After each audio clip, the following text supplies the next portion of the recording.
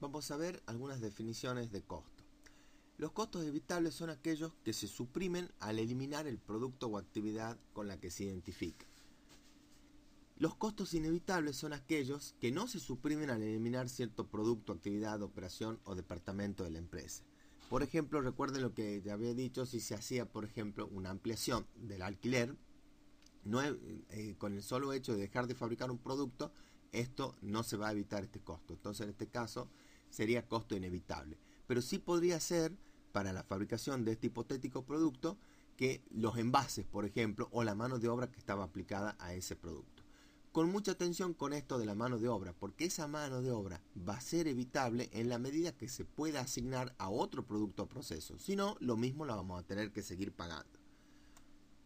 Desde el punto de vista de los costos, uno dice, pero ¿por qué si esto cuesta 2 pesos hacerlo? ¿Por qué es tanto lo que se paga? Bueno, es porque si uno ve los costos totales, en un inicio tenemos los costos de materia prima directa, pero luego tenemos que convertirla a la materia prima directa para llegar, digamos, a tener el producto.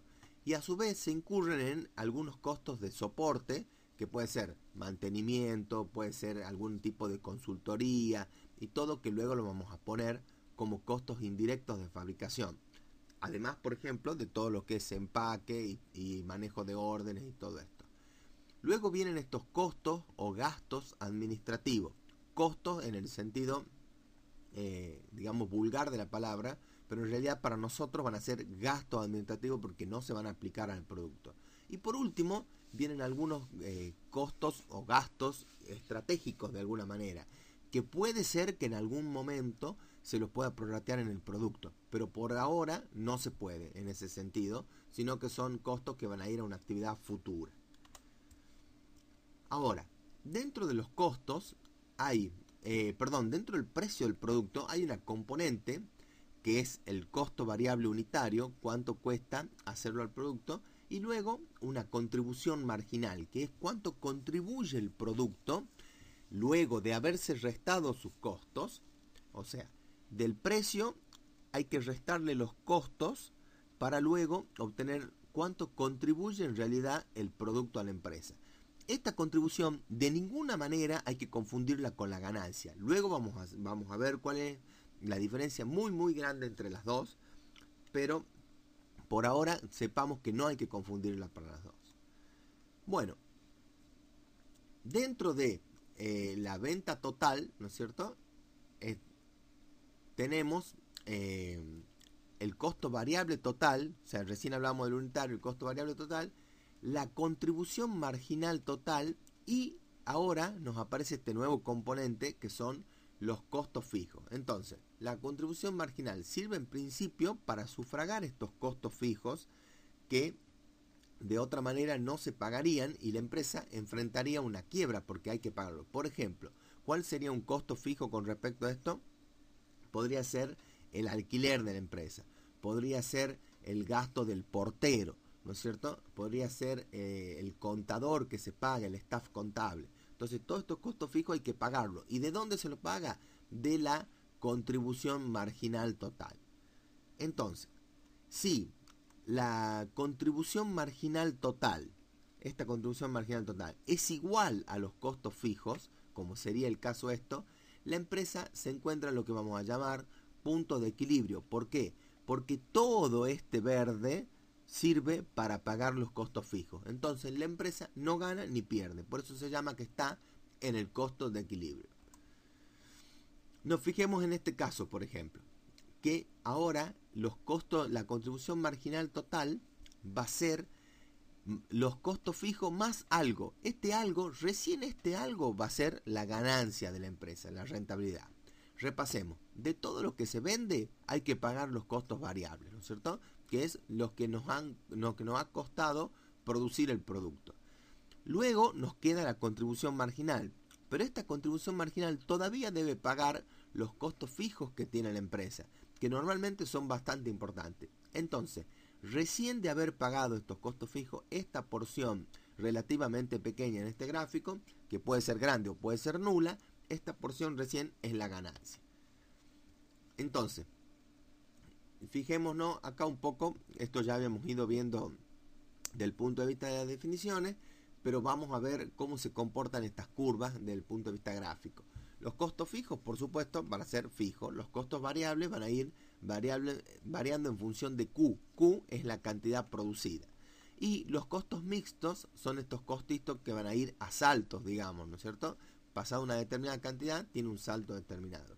Y el ingreso por venta es una curva cuya pendiente, por supuesto, debe ser mayor que la pendiente de costos variables, porque si la producción del producto me cuesta 2 pesos, yo lo voy a vender mínimamente a 3, por decirles algo, o a más que 2. Entonces, siempre tiene esta forma, la pendiente, mayor que la otra.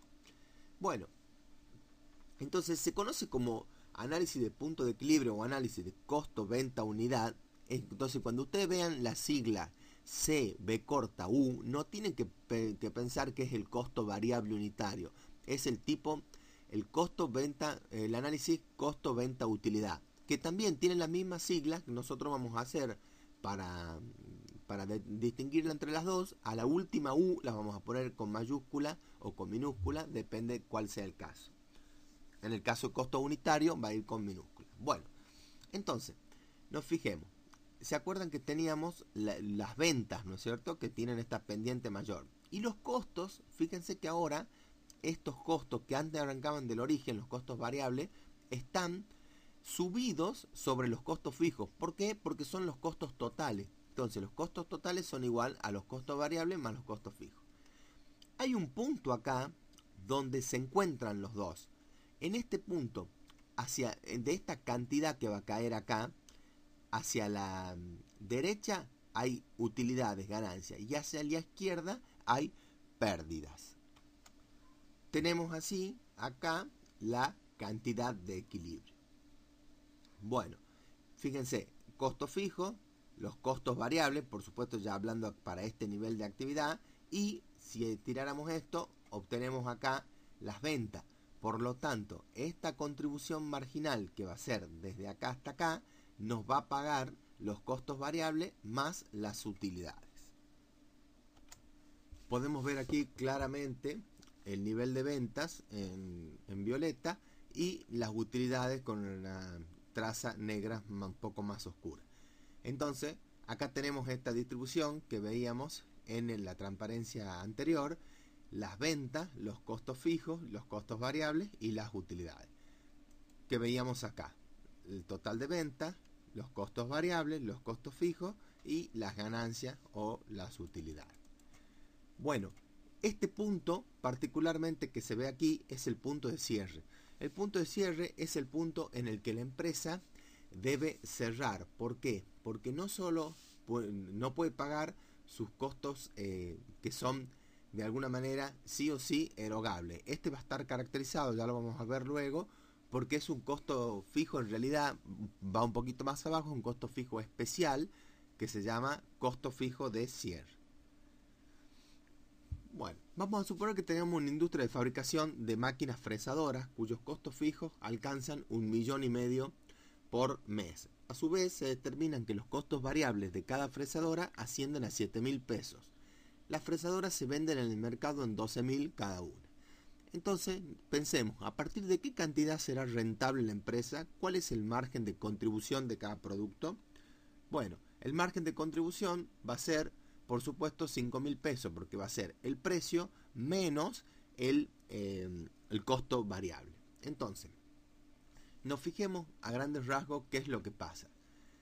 Cuando vendemos 0 unidades, tenemos 1.500.000 de costo fijo y no tenemos ningún costo variable. ¿Por qué? Porque suponemos que tampoco producimos. Entonces, la ganancia, fíjense, el ingreso por venta, como no vendemos, va a ser 0, y la ganancia va a ser 1,5 millones con negativo, o sea, hay pérdidas por 1,5 millones. Bueno, luego empezamos a vender, por ejemplo, 10, entonces los costos fijos van a seguir siendo igual. ¿Por qué? Porque no varían en función a la producción.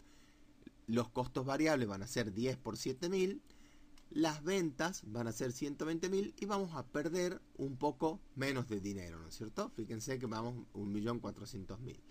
Bueno, así seguimos hasta abajo, esta línea implica que hemos hecho un salto, ya dejamos de pasar de 10 y pasamos de 120 a 260 hasta que llegamos a las 300 unidades. Y fíjense qué pasa acá. Seguimos teniendo 1,5 millones de costos fijos, ahora tenemos un 2,100,000 de costos variables porque fabricamos 300 a 7,000 pesos de costo variable, y tenemos entonces un costo total que es la suma del 1,5 millones más los 2,100,000 de 3,600,000. Y tenemos un ingreso que es exactamente igual, 3,600,000. Entonces estamos en una zona que no es ni de pérdida ni ganancia. Entonces esta línea es la que va a separar las pérdidas hacia atrás y las ganancias hacia abajo. Fíjense que este punto se particulariza porque se igualan los costos y el ingreso por venta. Visto gráficamente, en este momento vamos a estar acá, en el punto de equilibrio de la empresa. Entonces, el punto de equilibrio se caracteriza porque la contribución marginal total es igual a los costos fijos. Vamos a ver si lo podemos ver acá. No lo podemos ver directamente, pero de alguna manera, fíjense que lo podríamos ver de la siguiente manera. ¿Cuál va a ser la contribución marginal acá? El ingreso por venta menos los costos fijos. 3,600,000 menos 2,100,000 es justamente 1,5 millones. Y es igual a los costos fijos. ¿Qué es lo que nos dice acá? La contribución marginal total va a ser igual al total de los costos fijos. Entonces, en el punto de equilibrio, la ganancia es nula y por lo tanto la contribución marginal igual a los costos fijos. Se puede interpretar que la empresa paga todos sus costos variables y sus costos fijos, pero no resta diferencia para generar renta. Bueno, acá veríamos gráficamente este ejemplo. Fíjense lo que va pasando con los costos. El costo variable se incrementa en el costo fijo y se obtiene esta segunda línea roja que es el costo total. Luego, este es el costo total, que tiene una componente variable y fija. Luego tenemos los ingresos totales y que vemos que justamente en el punto de 300 se tocan el ingreso total con el costo total. Estamos, por supuesto, en el punto de equilibrio. Entonces, acá nos vemos bien marcadamente la zona de pérdida y la zona de utilidad. El punto de equilibrio, bueno, lo hacemos matemáticamente, decimos que los ingresos totales van a ser igual a los egresos totales. Los ingresos totales es P de precio por Q de cantidad y los egresos totales son los costos fijos más los costos variables unitarios por la cantidad. Fíjense que la U en este caso es la U pequeña. Bueno, sacando factor común la U, entonces tenemos que la cantidad por el precio menos los costos variables unitarios van a ser igual a los costos fijos. Fíjense que esto, el precio menos los costos variables unitarios, no es ni más ni menos que la contribución marginal unitaria. Entonces, la contribución marginal unitaria por la cantidad de equilibrio va a ser igual a los costos fijos, que era la condición que vimos recién. Luego, despejando, vamos a tener que acá lo vemos justamente esta conversión en la última ecuación, que la cantidad va a ser igual a los costos fijos sobre el precio menos costos variables unitarios y que eso es igual a la contribución marginal unitaria. Entonces, la cantidad de equilibrio va a ser igual a los costos fijos sobre la contribución marginal unitaria. Bueno, el punto de cierre, como habíamos dicho, era un punto medio especial. ¿Por qué? Porque dentro de los costos fijos están incluidas las amortizaciones y las depreciaciones. Pero estas amortizaciones y depreciaciones son gastos que nosotros ya hicimos en el pasado y que lo estamos recuperando de alguna manera con los costos. Pero, para decirlo así en criollo, no se lo debemos a nadie, nos lo debemos a nosotros mismos. Entonces, tranquilamente, para que la empresa siga operando, pueden evitarse de pagar esos costos fijos, o sea, de no hacer estas reservas de alguna manera que se venían haciendo. Entonces, ¿para qué son estas reservas? Para tratar de el día de mañana reponer esta maquinaria o este equipo que se había ido utilizando mediante la depreciación. Entonces, podemos no pagarnos a nosotros mismos esa cantidad y sin embargo no entrar en quiebra, ¿no es cierto? Entonces, esto se dice que, si bien es cierto, son costos, no son erogables porque no hay que pagarla en el periodo. Entonces, el punto de cierre de los costos fijos totales que tenemos acá, son estos amarillos, hay una porción que son costos fijos sin amortización y depreciación.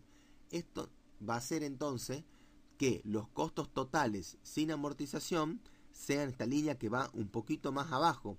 Entonces, el punto de cierre va a estar definido cuando se junten estas dos líneas, las líneas de los costos totales sin amortización con la línea de ingresos, que es esta que tenemos acá, en lugar de ser el punto de equilibrio anterior, ¿no es cierto?, que teníamos, que en este caso sí está pagando las amortizaciones. Entonces, este va a ser el punto de cierre. Es el punto en el que los ingresos por venta igualan los costos fijos sin amortizaciones más los costos variables. Este punto nos da una idea de hasta dónde puede llegar la empresa a operar sin entrar en cesación de pago. Entonces, para reflexionar, vamos a suponer un precio de venta para nuestro producto. Supongamos también un nivel de costos fijos y variables.